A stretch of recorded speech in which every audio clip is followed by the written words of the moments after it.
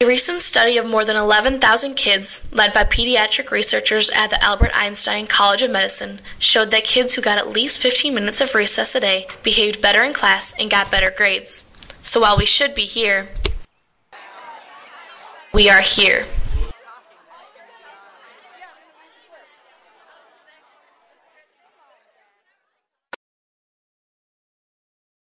What are some of the disadvantages of having a shorter lunch or no recess? I think there are a couple of disadvantages.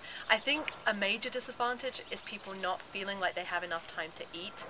I've read pieces of personal narrative and memoir where people feel they didn't have enough time to socialize with their friends, where they didn't have enough downtime. And I think another big complaint is not enough time to get outside, experience the fresh air, run around. You look like a fool. In America, 17% of kids between 2 and 19 are obese. And with no recess and a short lunch, the kids are beginning to feel the effects. With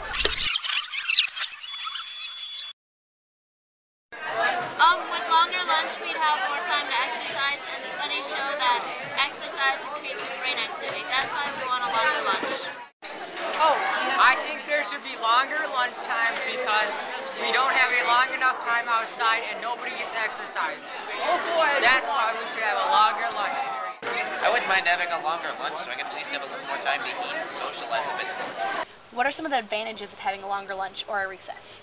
For me, the advantages are that students have time to eat, they have time to digest, and don't have to feel rushed. I think it's important that students have time to socialize, especially if for the rest of the day they're expected to concentrate, stay quiet in classes, focus. I think that it's important that that downtime is there, and I think just moving, being able to move, especially with our new block periods where lots of people are sitting for a really long period of time, I think it's essential that people run around. Do you think it would help the kids academically too? I do. There is numerous brain research out there, and I'd have to investigate more carefully to cite more specifically, but there's numerous brain research studies that proves or shows how important movement especially is to academic learning. The brain is only able to focus really steadily for something like 20 minutes, so every 20 minutes there should be a change of pace, a chance to move, something like that, and lunchtime would provide some of that movement.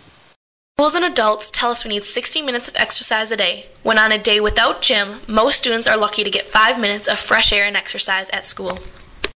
On an average day, we spend 6.5 hours sitting in our desks. We are not going to create a healthier and smarter generation by sitting there. Starships.